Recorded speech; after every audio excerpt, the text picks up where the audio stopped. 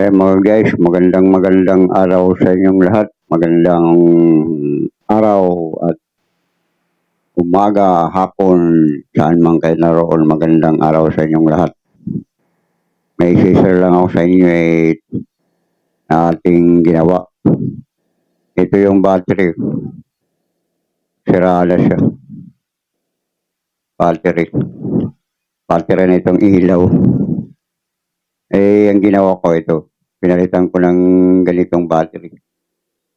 Parehas din naman ang voltahe, 5.7. Tapos kaya lang malaki nga lang ito, hindi pwede ipasok sa loob. Kasi ito nasa loob to eh.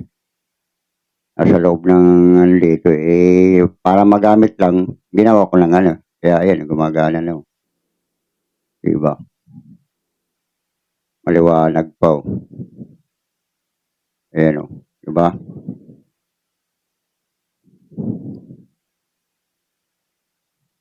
Ayan oh. May blink pa. Diba? Maganda oh. At least magagamit pa siya. Kahit hindi mo siya mailagay sa kasi mahal din ng ganito eh. Saka bibili ka pa sa ano eh. Meron akong ganito ito na lang kinabit ko. Pwede naman siya. Saka yung ano, gumawa rin ako ng ano, yung pang-ilaw na ganito. Ito yung ilaw ng ano sa mga television. Ito yung ginagamit sa backlight.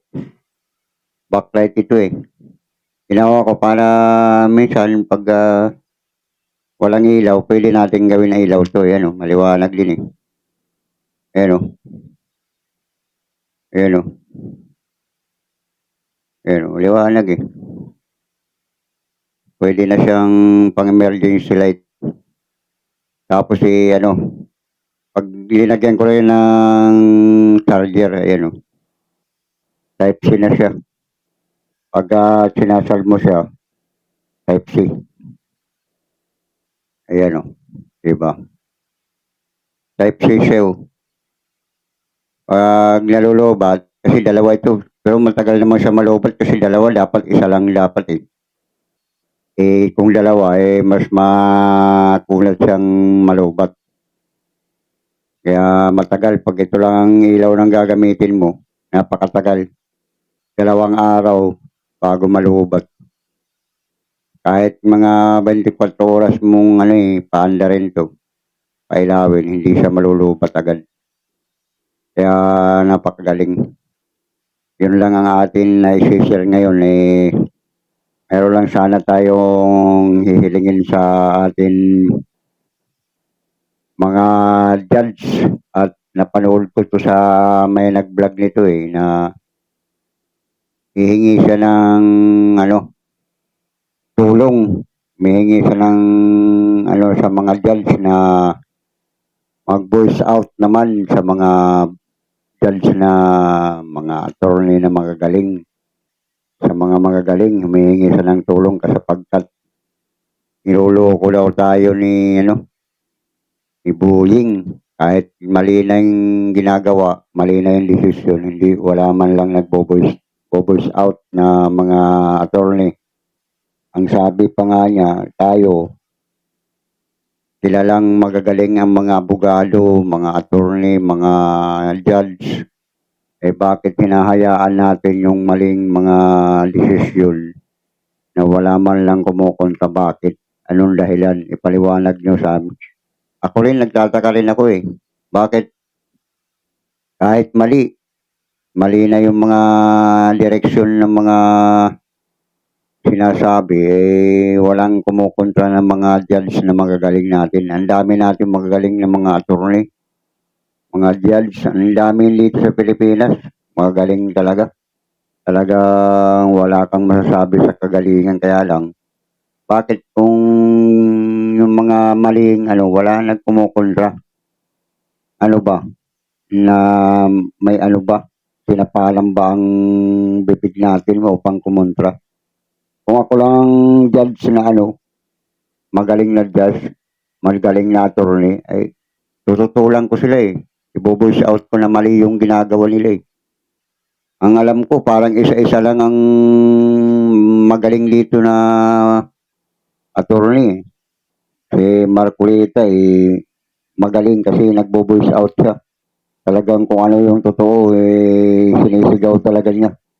Dapat ganun, magkaisa na yung lahat ng mga, alam ko maraming magagaling dito sa atin, yung judge, mga judge, ang daming mga judge, maraming mga attorney na magagaling, pero bakit hinahayaan nila kahit mali, hindi man lang sila nag-react na mali yung mga ginagawa ng mga tulad lang kay, ayun, kay Remulla daw, kay Boying Remulla, parang hindi na tama yung mga ano kung alin lang yung kakampi nila kahit may kasalanan kahit may masamang ginawa, maging poser, maging ano, basta kakampi nila, hindi nila kakasuhan Pero kung hindi nila kakampi, kahit na ano lang kakasuhan nila, hahanapan nila ng kaso Yun ang napapansin natin Bakit hindi natin pagtulong-tulungan? Ang dami natin dito sa Pilipinas, ang daming mga magagaling na mga attorney, mga judge. Bakit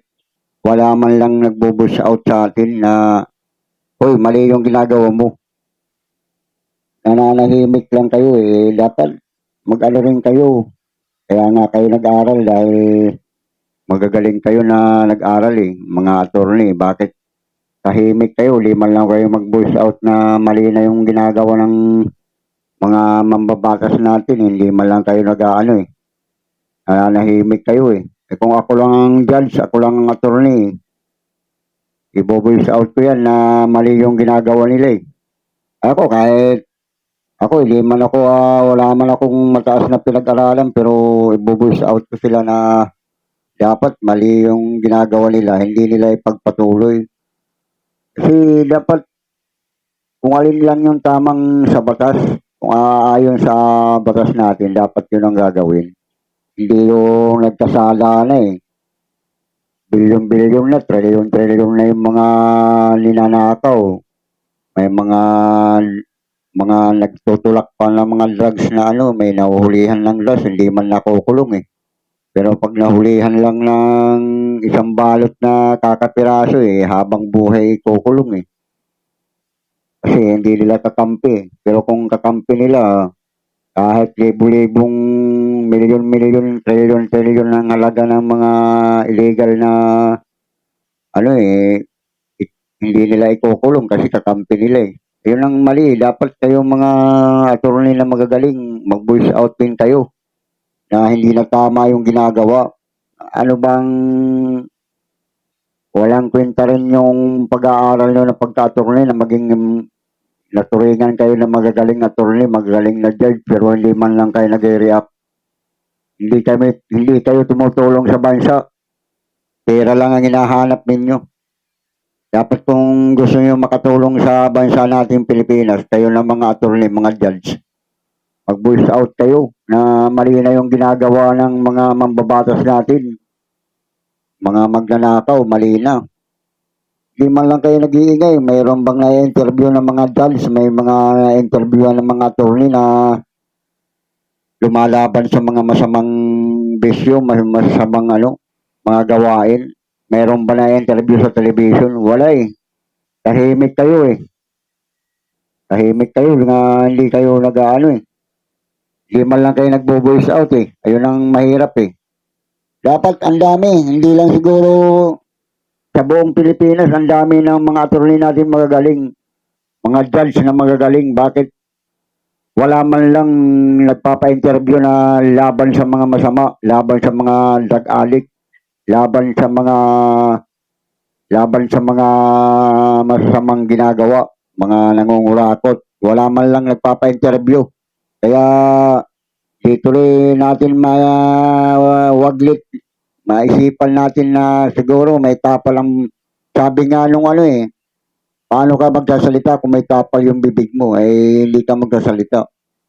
Kaya pag nagsalita ka, tatapalan ka, mananahimik ka na Ganun lang ang dito sa atin Kaya kung magkakaisa lang lahat ng mga attorney natin magaling, mga judge natin na magagaling, yung mga masasamang ginagawa na yan, wala yan Tapos na dapat yan mga yan Kulong na dapat yan Ano, yung mga magagaling nating attorney, ang kayang-kaya lang nila eh, ano eh, yung mga mahihirap eh. Yung walang pera eh. Kasi wala kang pantapal sa bibig nila eh. Kung alin yung walang pera, yun ang ikukulong nila eh. Kasi yun lang ang kaya nila eh. Pero yung mga maraming pera, di nila may kakulong eh. Yun lang ang aking isisira sa inyo na dapat magkaisa kayo ng mga magagaling na judge, magagaling na attorney. Dapat magkaisa kayo para pagtulong-tulungan nyo yung mga gumagawa ng mga masasama, yung mga nangungurakot. Yun lang. Kaya maraming salamat sa inyong lahat sa mga nag-views sa ating video na ito.